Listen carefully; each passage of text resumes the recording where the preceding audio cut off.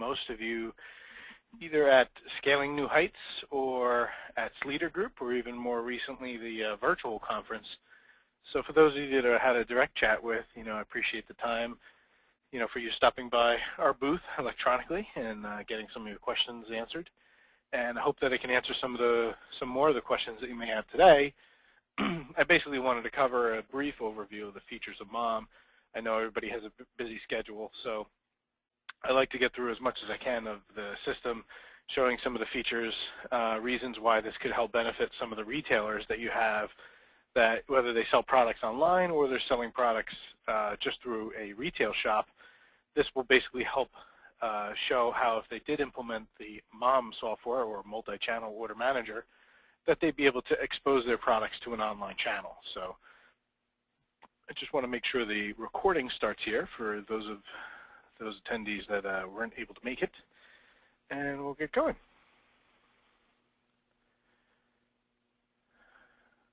Okay. Let's see. So just to give you a little bit of background of who we are, we've been around about 26 years, and we've solved the needs of businesses that are direct marketers, whether they sold through an e-commerce system or took orders over the phone, or, like I said, had some sort of a retail establishment where they were selling a product face-to-face to a consumer. About 17 years now, we've been offering the SiteLink service, which is a fully integrated shopping cart where all the data and configuration that happens in the MOM system would get published up to what we call SiteLink.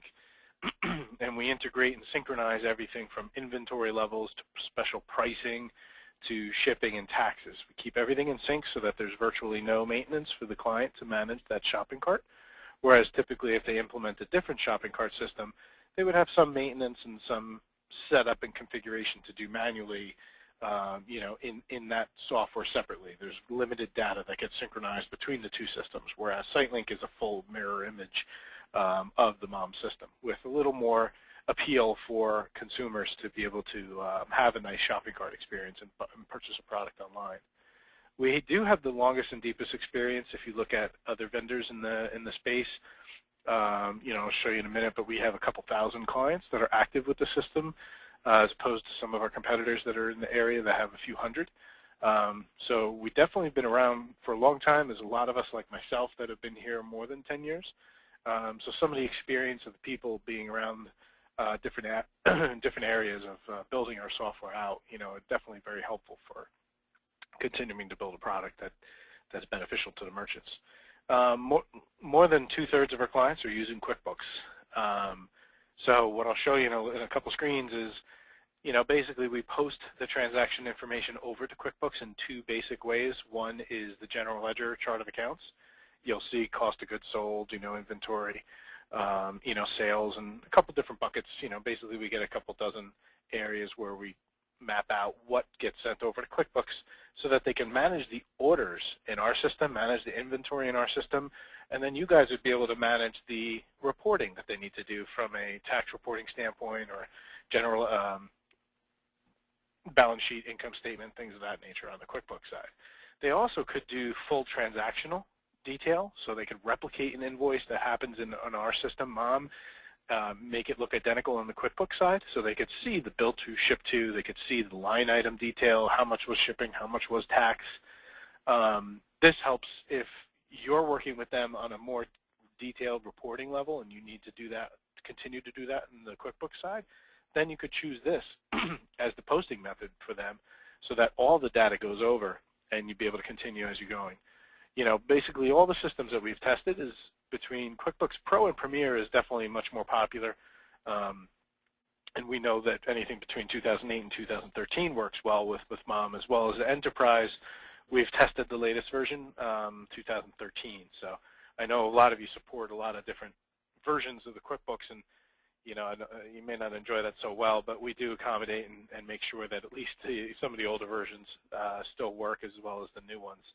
QuickBooks Online, we don't post the transactions to directly, but there is an output file that if you needed to post the transactions to QuickBooks Online, or even if you were using something, if your client was using something other than QuickBooks, you'd be able to take that general ledger posting file, it's an IIF file, and you could import that into another system if you needed to.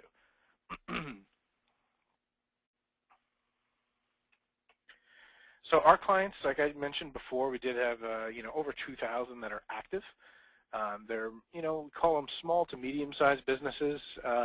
These are typically clients that do $500,000 up to $50 million in revenue in their annual sales. And they process anything from 5-10 orders a day where they're beginning to need some automation up to a couple thousand orders a day. We even have one of the clients up top that's cheaper than dirt, who are really on the high end of our being able to tax the system. They're doing between 5,000 and 8,000 orders a day.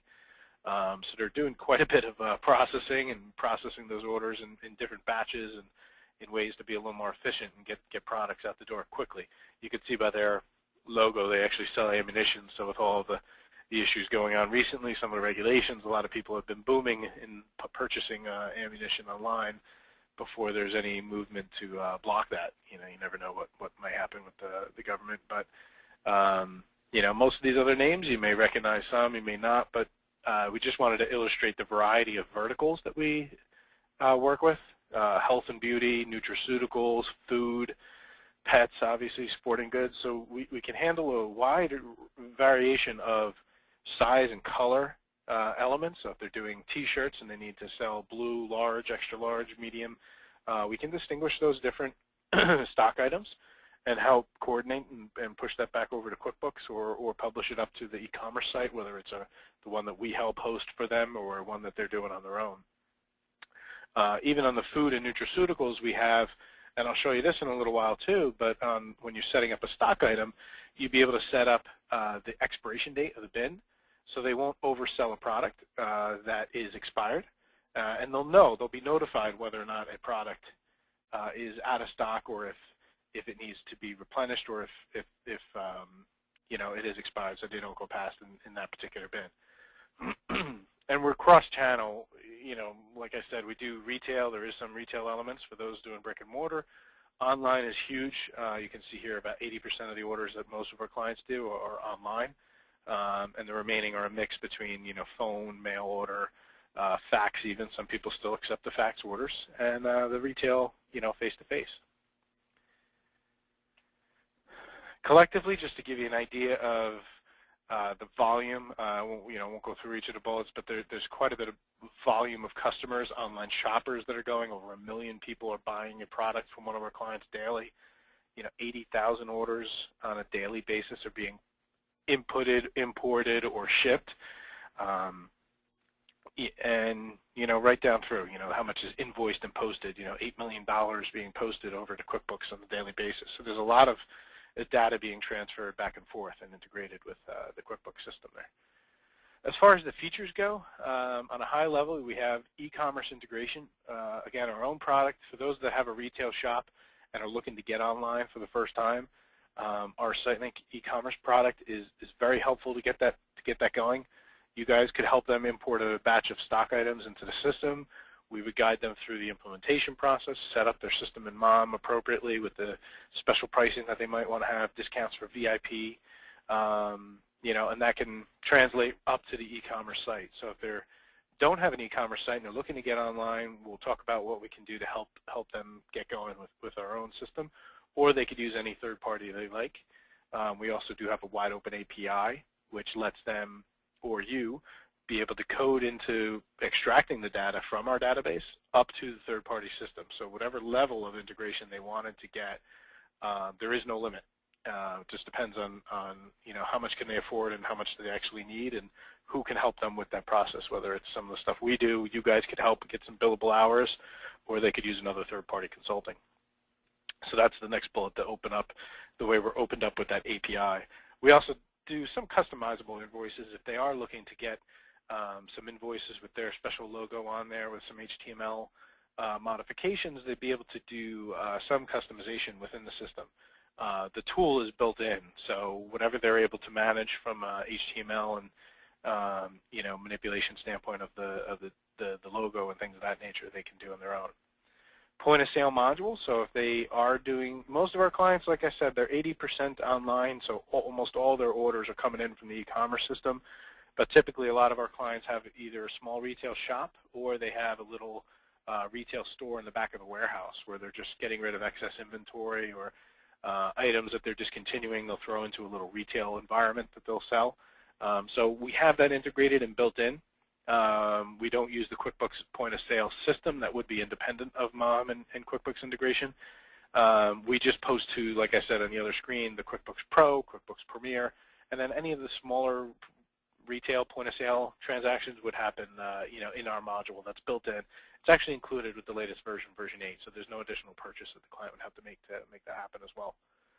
Reporting, there's at least 60, 75 reports built into the MOM system and integrated, things like sales activity, inventory levels, transferring of inventory just from an audit trail standpoint to know, who's adjusting what inventory. That's all pre-built into the system.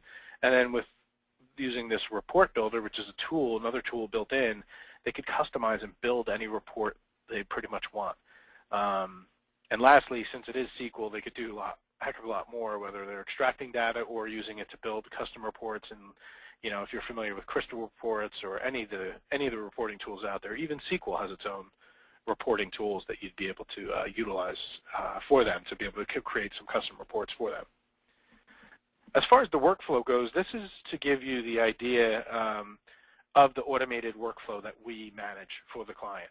So starting on the left, an order is placed on an e-commerce shopping cart, and that's the consumer interface, so whether it's SiteLink or another third party that they build. That's their customer-facing system selling a product online. We help bring the order into the system, confirm that the payment is good, so we can charge the credit cards and make sure that it doesn't move to any of the next stages until that's complete. And then we do everything from literally helping them pick the item off the shelf, packing it, putting it into a box, and then shipping it, getting it out the door. All the way on the right, you'll also see some customer notifications. We can send shipment confirmations. We could send back order notices. The merchant can configure different notices in the system so that if an item is on back order, they could either upsell, cross-sell them into something different, or just notify them, when the product is going to come in. Maybe it's, iPhone 7 that's going to come out. They could give them a notification of how long it's going to be on back order, and if they want to wait, a month or 2 months for it to come in, the notice could be built with whatever language the merchant needs to help sell, help sell the product and help keep the customer waiting, to make that purchase when the item is filled. We integrate with all the different major shipping carriers, and I'll show you that here. So on the left, you'll see that from an e-commerce side, if they're using SiteLink, which is our e-commerce hosted solution, it's fully integrated with the MOM system, multi-channel order manager, but they could also use a number of these different providers that are out there. A lot of them have some plug-in tools or a third party that have built an API interface that's helps integrate the data back and forth. But these are typically with some of the major ones that our clients use: Magento, Yahoo, Shopify, Volusion, Commerce V3. Those they have some pre-built integration basically to make it a little easier for the client to get up and running, get online, and get the product information from MOM up to that site so that consumers can place the orders. From a shipping standpoint, we integrate with all the major carriers, FedEx, UPS, USPS. The USPS is actually through Indicia, the fourth item down there. And then we have some other third-party shipping comparison systems like Harvey. HighJump is actually a EDI solution. So basically, if a client is if they're not stocking the item in-house and they're using a dropship vendor where they don't own the inventory, but the dropship company holds inventory that multiple people can resell, we basically have a system where you can upload an email, send an email to the dropshipper and say, hey, please send Joe Smith such and such item on such and such date, and here's a ship to address.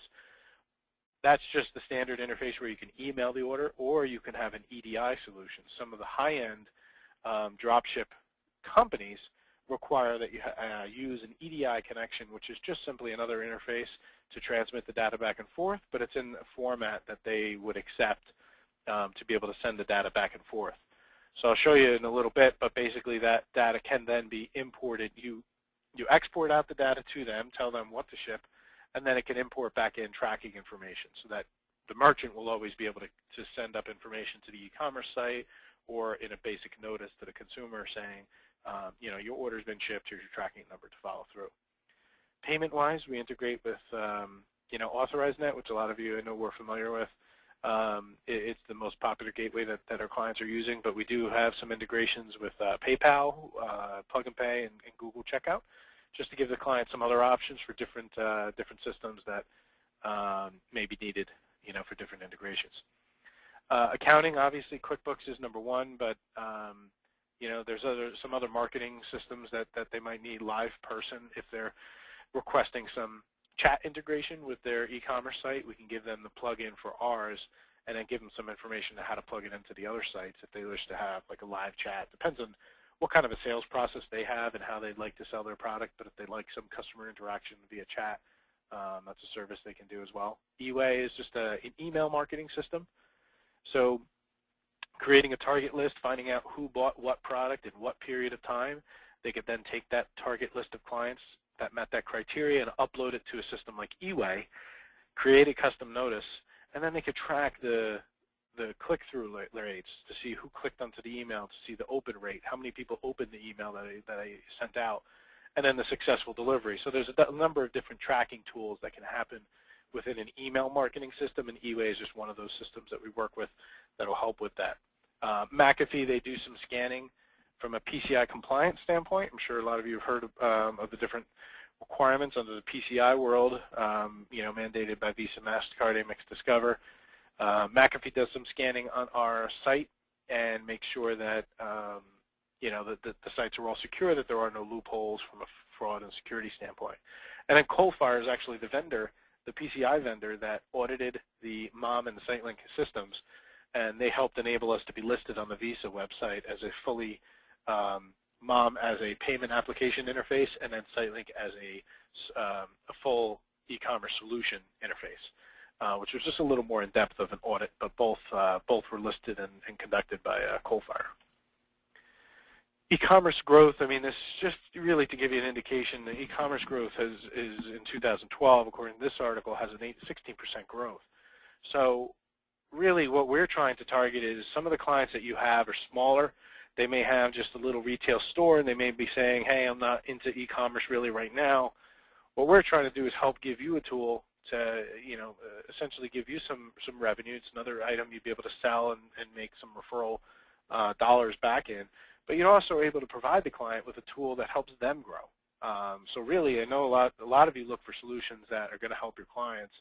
And, in this case, I'll show you in a couple screens, how MOM works and what we do to help get the product into the e-commerce environment. And, showing your merchant, that they'd be able to grow their business distinctly by implementing this system, is a very helpful piece to, very helpful tool to have when you're talking to them. So from a multi-channel aspect, the first e-commerce that I like to highlight is just Amazon. You could tell from the picture it's worldwide. So really the client, the merchant is able to get their products up into the Amazon system and use them as the marketing tool, use them as the channel to expose their products to hundreds of different countries, thousands of new new consumers that might be looking for that kind of a product online. And it gives them a simple way to manage it. We automatically download orders from Amazon, we publish all the product information, and we synchronize inventory, so we keep the interface as simple as possible to make that work. So now I'll just kind of show you a couple of the features. Again, I didn't want to get into a detailed demo. I know a lot of you, may have to run or, may not be able to, you may want to view this a little later on, and we could do some one-on-one demos to give you a much more thorough view of how this works. But I'd like to just quickly cover PCI compliancy. Like I mentioned, Coalfire did the certification of our product, so we are fully PCI compliant. Any credit card entered in, is encrypted in the pieces of the credit card that you're allowed to store, credit card expiration date, are encrypted with the best encryption that's out there. CID number, things like that, are not stored. They're only used at the time the credit card is credit card is entered and you hit approve now, then that data is wiped out. Order management, I'll go over that briefly, but showing all the stages of an order, how we import the order in, how we do the pick and pack and ship to help with the warehouse functionality and automating that. Inventory, I'll show you some of the highlighted features regarding multi-warehouse. So some of the larger clients that you might have, they might have a multi-warehouse environment, or they might have a multi-retail environment where they want to separate the inventory that's stored in each of the warehouses. Or they may have warehouses in different parts of the country where if they have a warehouse in New Jersey, a warehouse in California, and somebody from Philadelphia orders a product, our system will automatically pick the New Jersey warehouse because it's the closest to the ship to. So features like that I'll highlight in a little bit. Dropship, I did mention that that's when a third party actually is shipping the product for the merchant, and the third party actually owns the merchandise. It's just that the merchant is reselling those products.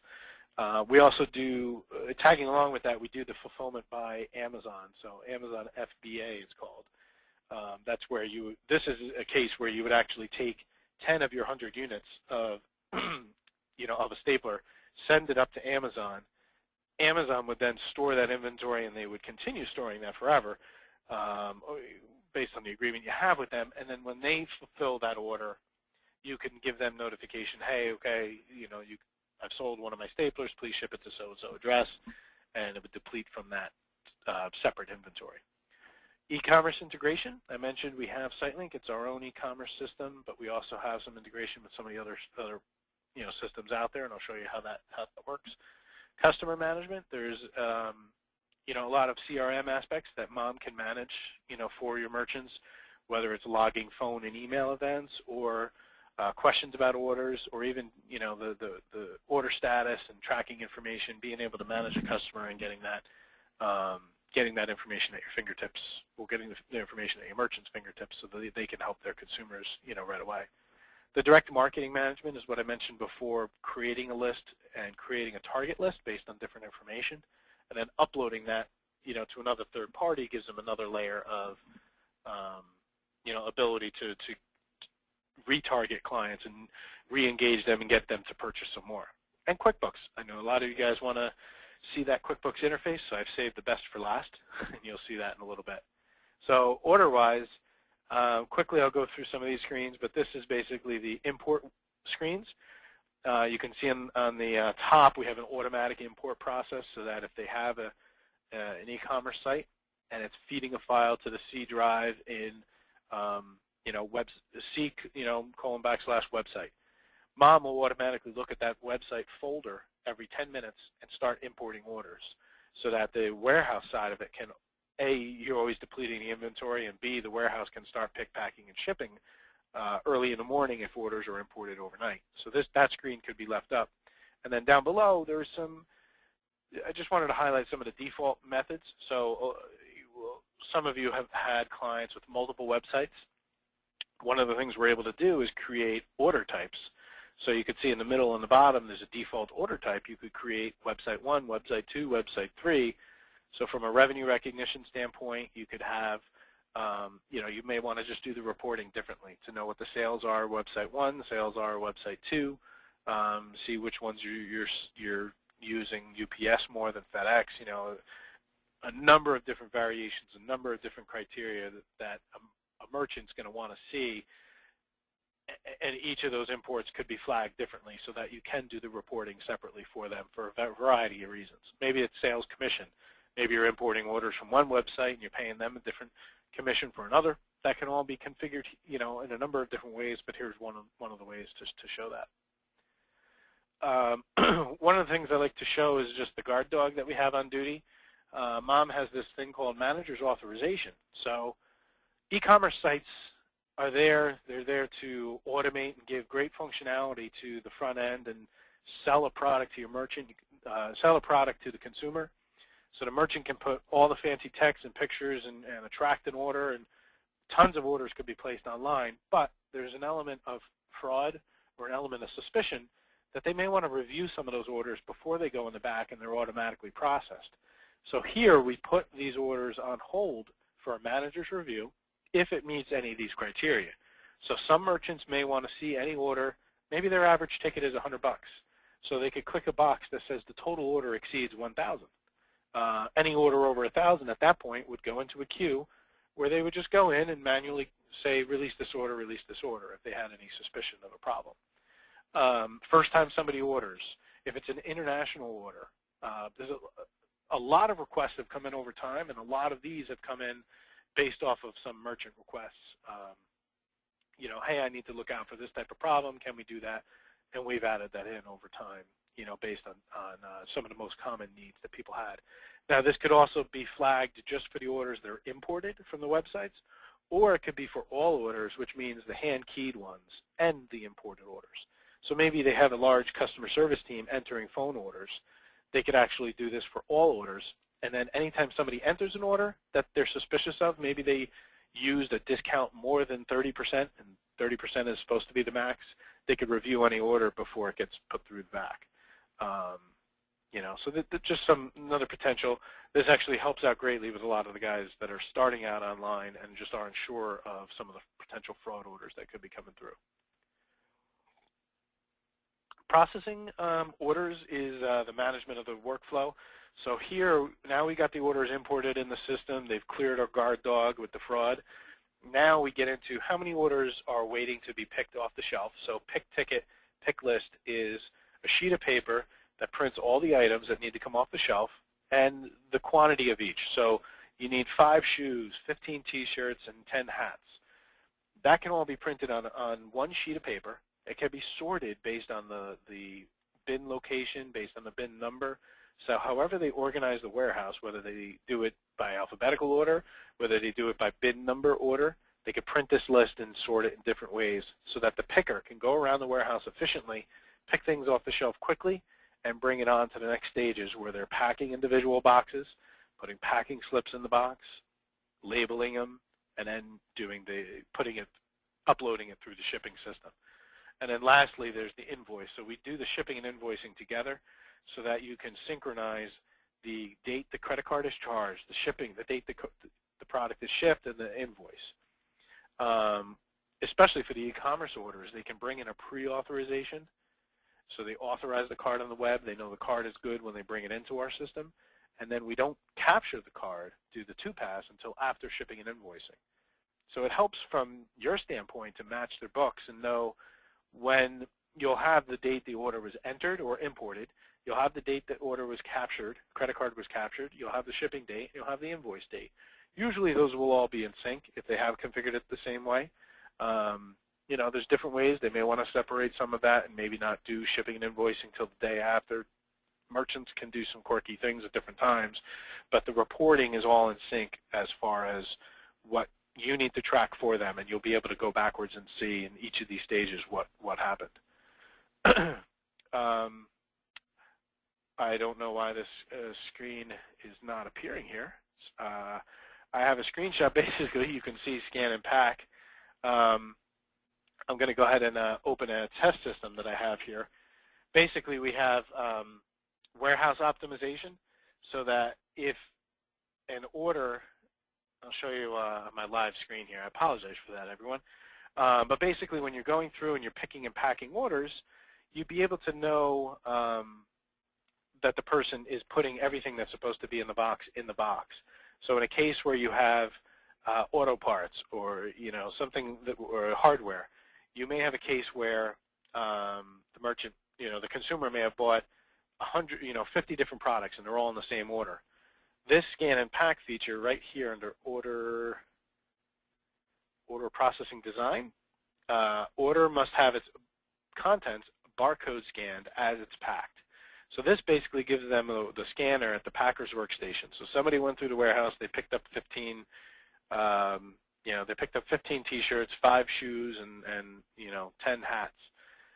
Here, if they have one of each, they'd have to scan the t-shirt, put it in the box, scan the hat, put it in the box, and then any of the other items, whether it's multiple quantities, if it's 5 hats, they have to scan the hat, five different hats, and put it into the box. So this way, mom will know that you're confirming the same amount that was done online, the same amount that the customer ordered online is being put into the boxes. So that's the element of the warehouse automation that we talk about here. Let's see how our next screen works here. Inventory. So from an inventory configuration, we have a couple of things that we do, and the screens are actually not appearing in the bottom. Again, I apologize for the mishap here on my PowerPoint. But let's see. I'll show you right here. We'll open up our inventory screen. And the simple idea I wanted to talk about was that we can manage multiple bins in warehouses, and that we manage the way the merchant manages the returns for the different items. So here is the warehouse that I was speaking about. Basically allows you to use the warehouse closest to the customer. So in the case where they had multiple warehouses, they could always use, one or the other that's closest to the ship to. Or they could select the second option, which is to always use a default warehouse. So maybe they have 2 warehouses, but 90% of the products that they sell come from one location, so you can always use this one warehouse as the ship-to location, and then let the merchant manually change it to the other warehouse if they need to on the fly.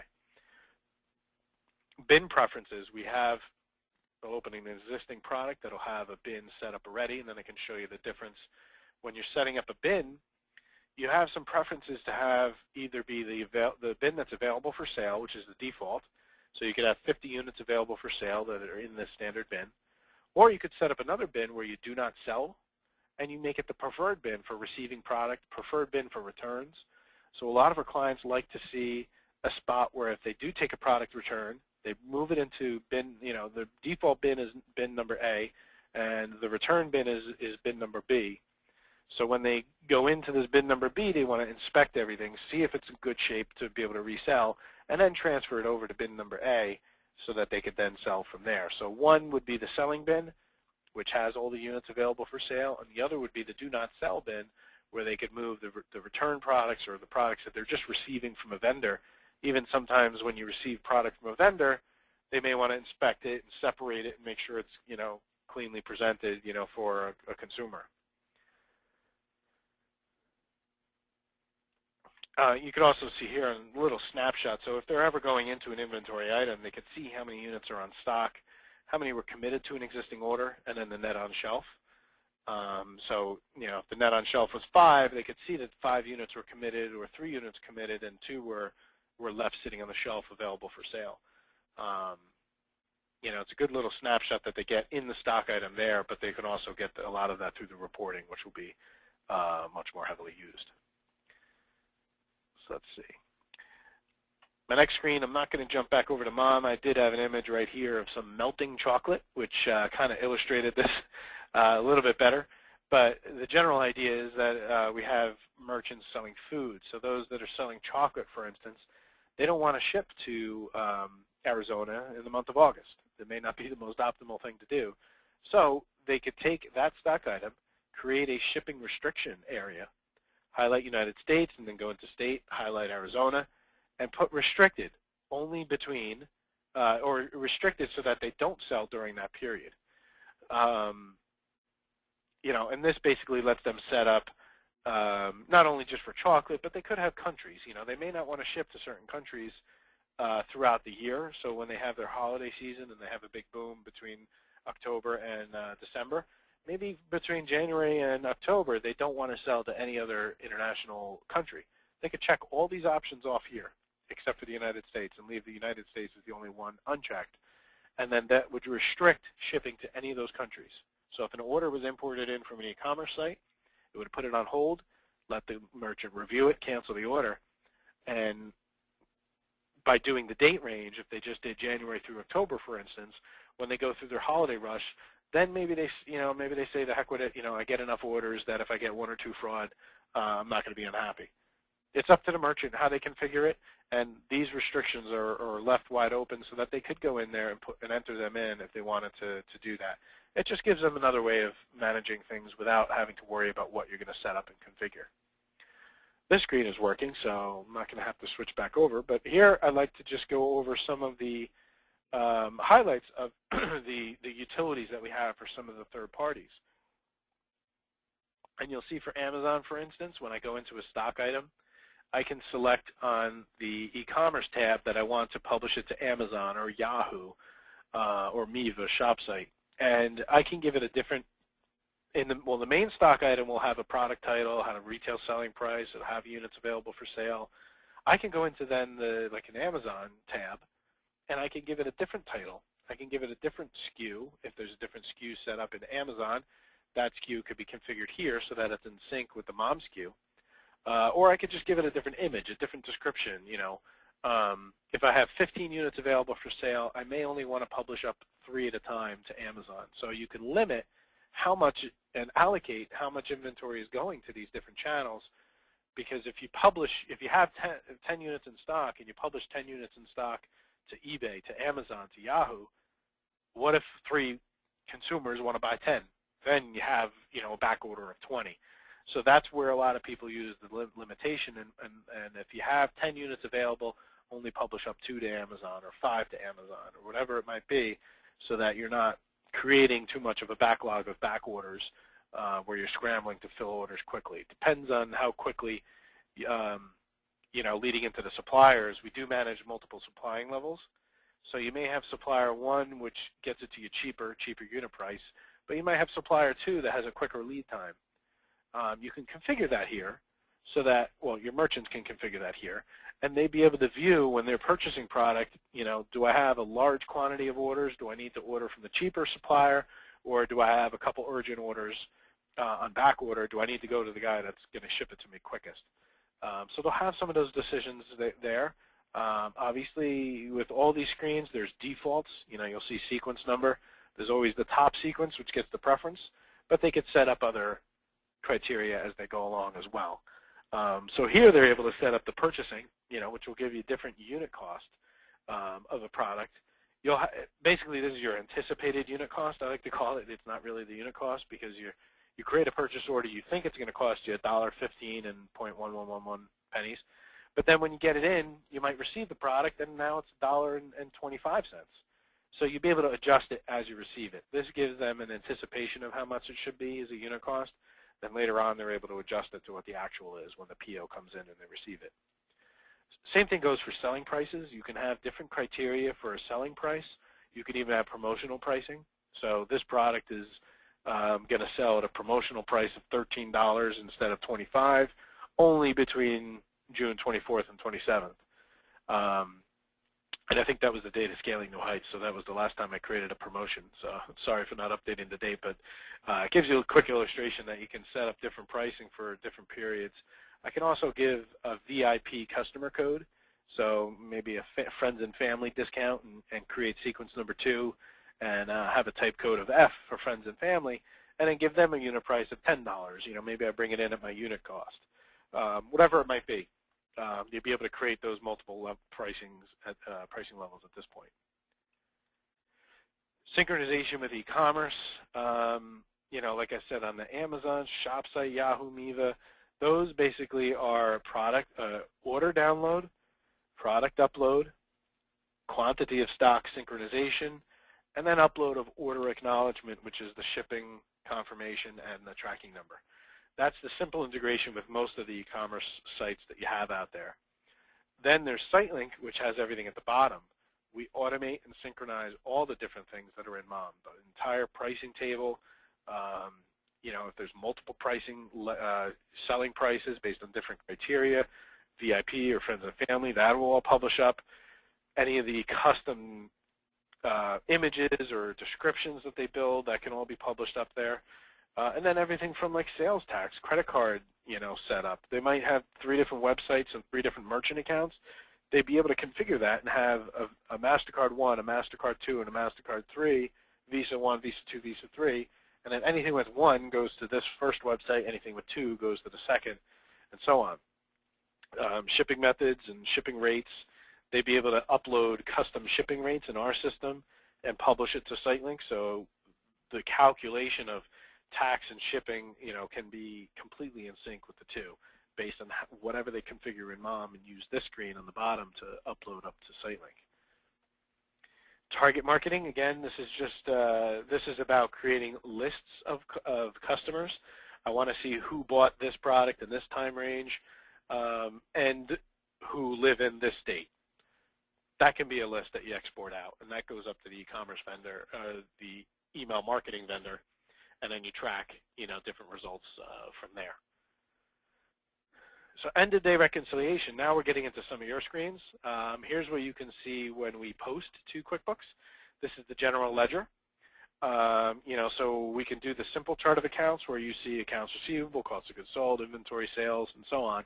Like I said, there's about a dozen, and you know what, since I have my test system open, I'm going to just show you that briefly on the accounting side, GL interface. So, and we can get into this at a later time, for any of you that have a question, but this basically gives you the default chart of accounts that we will post things to. Landed costs, you'll see under payment adjustments I have goodwill. Maybe I just wanted to give somebody $10 because I screwed up their order. I can mark it under a goodwill expense. Points redeemed, PayPal fees, sales discounts, anything that you need to classify, we do put in the simple high-level buckets that can be posted over to the QuickBooks side. So that's the GL interface. And then we have the transactional, which is, I sold this product, this test QuickBooks product to my wife, so it has my wife as the bill to, the address here at Dydacomp, because I don't want you to know where I live. You can see the line item detail, how much was the tax, how much was shipping. Everything is included in here. Tax rate, that's all synchronized. We have a wizard to connect the different fields from Mom over to QuickBooks, and once that's mapped out and you tell it exactly what you have configured in there, then this full transactional interface, will be able to be posted over. And we do only post over the completed invoices, so you'll see that this one on top, it's shipped and invoiced out, and then it's ready to be sent over to QuickBooks. Reconciliation, if they're using that point of sale, that point of purchase module, there is a cash drawer reconciliation report right here, which will show how much was collected, how much was distributed, the checks, breaking it down straight through. So you should have an ending cash balance, of $864, in this case. So this helps. This helps them with a snapshot of being able to match up what's in the cash drawers. So feature-wise, I wanted to give you what I had as the baseline. Now I just wanted to briefly go over the referral program. And I have one more slide, and then we'll go into some questions that anyone might have. So no cost, no commitment. Our target is to identify what Mom is, let you know what opportunity you have to sell this into, not to sell it, but actually just to recommend this into your customer base. Again, no commitment on your side. Once we get the first merchant signed up, we actually would give you a referral contract. So we do pay the referral fees on that first one as well, even without having the contract in. That's, of course, assumed here. So first merchant gets signed on board. We use that as the trigger to get you a contract. And then, we would look to hopefully have some more referral opportunities where you find more clients that might be interested in the system. Once you're signed up and you have a contract, then we give you a unique partner code, which is just basically a link to a referral page, and you could be able to submit your leads right from that registration form. The leads get tracked back to you. Commission obviously is paid, when the customer purchases the system, and you get the referral fees, which is 10% of any of the first-year license. Essentially, our system is sold on a license basis. They purchase it up front, and then each year they pay 15% of that system price as their yearly support fees.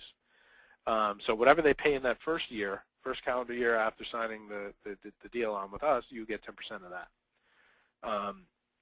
You guys actually get dedicated partner support, which is me. I'd be here to help you and be your single point of contact. So if you have questions about how our system works, or if you refer a client to us, and you're looking for information on how to sell the product, how we can sell the product to them, or if there's any issues with that, or once they're sold the product, if they're having problems getting through to our regular support team, I'm your dedicated support person to be able to call no matter what to get something through. So I've been here 13 years. I've managed the support team for about 4 of them. Managed the payment processing world here, and I've worked in tech support, and now I'm working, with the sales team and helping generate some of the leads through this referral program. So I know, enough of the people to be able to get some things done and help you. So essentially the recap is that we want to help your clients expose their product to an e-commerce channel, whether it's our e-commerce system that we host or another, whether it's Amazon, eBay. We want them to grow their revenue, which will help benefit you as well. We manage the inventory across the multiple channels, so as many e-commerce systems as they like to set up, we can help manage that inventory and still keep that in sync with QuickBooks and post all that information over. We like you to identify the clients that are outgrowing the capabilities of QuickBooks. A lot of our clients do typically come from QuickBooks, and they get to the point where they're doing 10 or 20 orders a day, and then they realize that they need a couple extra tweaks and a couple extra warehouse management, inventory transfer management, purchasing capabilities or pricing capabilities that QuickBooks may not be able to offer, for some of the smaller end guys. So we'd love to see if you could identify some clients, have a simple conversation. You and I can have a conversation with some of their needs, see if it's a fit. Then we can bring them to another layer and see if they'd like to talk to one of our sales reps and get some more detailed information about the system. And you could be as much or as little involved with that process as you like. You guys obviously get some billable hours, so if there is some customization that you'd like to help participate in through the implementation phase, you're more than welcome to be in there. Any of the sales calls that are on with our team, we encourage you, if you'd like to be on those calls, that'd be great. Sometimes it helps, when you're making a referral, and if it is a good fit, it helps when you're on the phone reinforcing that they might be needing some of those issues to help grow their business. So that would help, and we encourage that. And we just want you to be able to give them a tool to help manage their inventory and order workflow through the warehouse. So managing the inventory low levels, managing food and beverage where you have expiration dates on bins, when they receive product, managing the size, color for the retail, clothing type of clients, that's very important. And just some of the warehouse, you might have one or two of those bigger guys that have multi-warehouse that really need some efficiencies that we could help with as well. And obviously you'd benefit from a 10% referral fee for any of those signed merchants for any of those upfront license fees that they pay in that first year. So that's who I am. This is just some quotes from some recent sales that we've had with the MOM system. I'm going to go ahead and take a quick 10-second break and see if there's any questions, but now's the time if you'd like to go up to the question area and post a question. I'd be happy to answer it for you.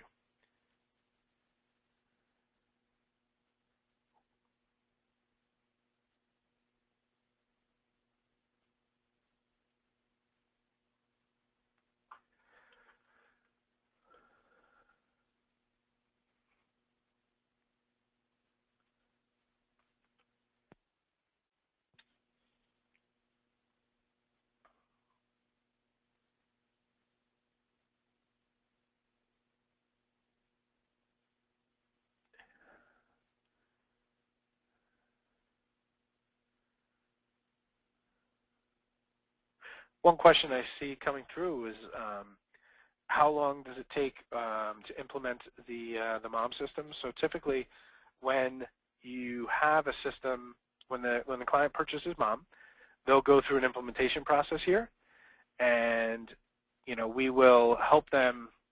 We'll help them install the system and go through some of the main configurations. So one of the screens that I opened up there was the global parameters.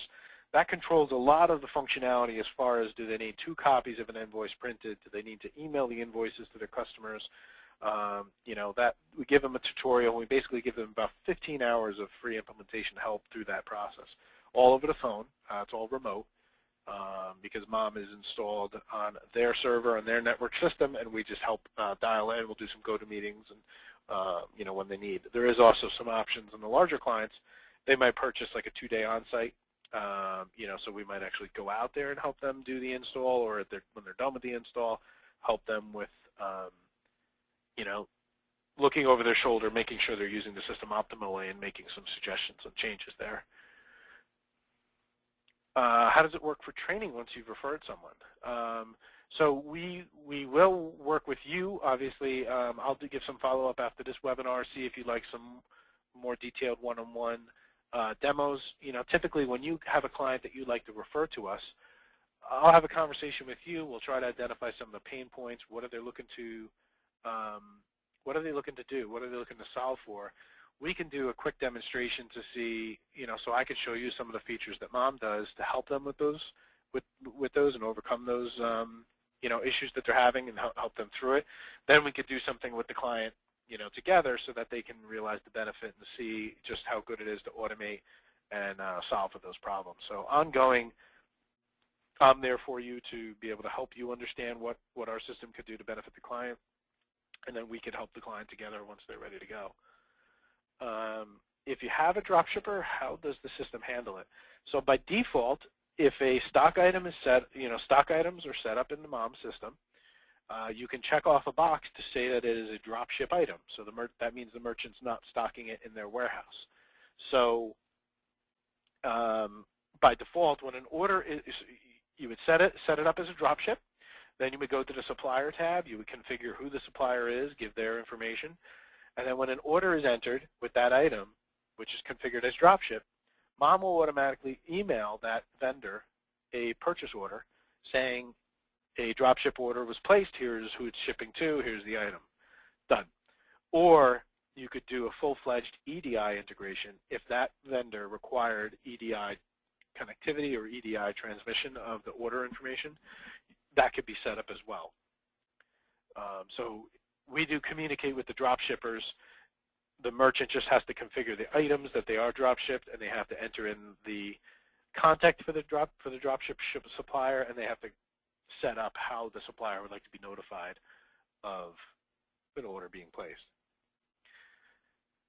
How would your system work for businesses that manufacture and sell both wholesale and online retail food items that have shelf lives? So we're not a manufacturing system. I'm not going to imply that we are, a manufacturer. We could track the manufacturing systems, track the building of a product the way a manufacturing system would. But we can do some basic configuration. We actually call items, and I'll switch over to that quickly. We have items that can be set up as either breakout or composite. So I'll use the example of a bicycle. If you have a bicycle and you want to sell to the consumer that they're buying a bicycle, you can set up a composite item where in Mom you would say it's a kit, and you would say it's made up of 2 wheels, a frame, and a horn. And you would assemble it behind the scenes. The customer buys a bike, the customer gets a bike. And when they get their packing slip and invoice, they see a bike listed. But internally, you're assembling, the merchant is assembling that product. So it could apply to the food as well, where they assemble ingredients. They could sell, a cake. It could be a cake. Composite item could be made up of flour, sugar, salt, things like that to make up the finished product. The consumer would never see the composite items that make up the main product. They could also set it up as a breakout item, where if you sold a bike, then you would be able to let the consumer see that you set up it was made up of 2 wheels, a frame, and a horn. They would see the items, and this would actually print up on all the paperwork. That being said, you also asked about the shelf life. So if it was, say, a bakery and there was a composite or probably not a breakout. If it's a finished product like that, it might be a composite item. They could set up components that make up that main composite. In the inventory, as they receive new inventory, they can create a bin, add in, this is, I'm going to call this cake. I don't have composite inventory items that would make up a cake properly, but I'm going to just say that I do. And I'll say that there's 4 items listed as the composites. I'll go to inventory, and I'll just say I have 5. I can go ahead and add a new bin location, and I can make the expiration date. Today is the 9th. I can just say, you know what, I don't want to sell them after the 16th. So I'm going to make the expiration date of this bin the 16th. Now, when I create this stock item, it's going to add 5 units to this stock number and put them in the back in the warehouse and give it an expiration date of the 16th. So if I place an order between now and then, up to 5 units, they'll be assigned to that order or future orders. And if I order a 6th item, it'll be back ordered. Or if I order any of the items or the 5th item on the 16th or later, it wouldn't let you buy that cake because it was expired. So the automation on the bin setup here is critical. Either day 1 when you enter the item, you could set up the expiration date, or at a later time when they assemble those cakes, they'd be able to go in and add 5 units to that inventory item and give it an expiration date at that time.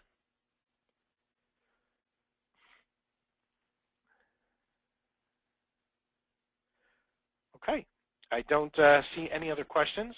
I'll give you another second, but if I don't see any of the questions come up, I really do want to thank you for your time for attending the webinar.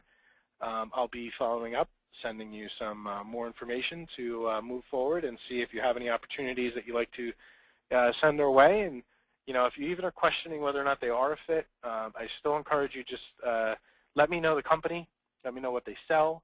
You and I can have a conversation and see, if they are a good fit for mom, and I'd be happy to let you know if, what we can do to help them out and help you guys out. So we do appreciate your time on coming to the webinar, and we look forward to working with you and seeing, what ways we can help your clients.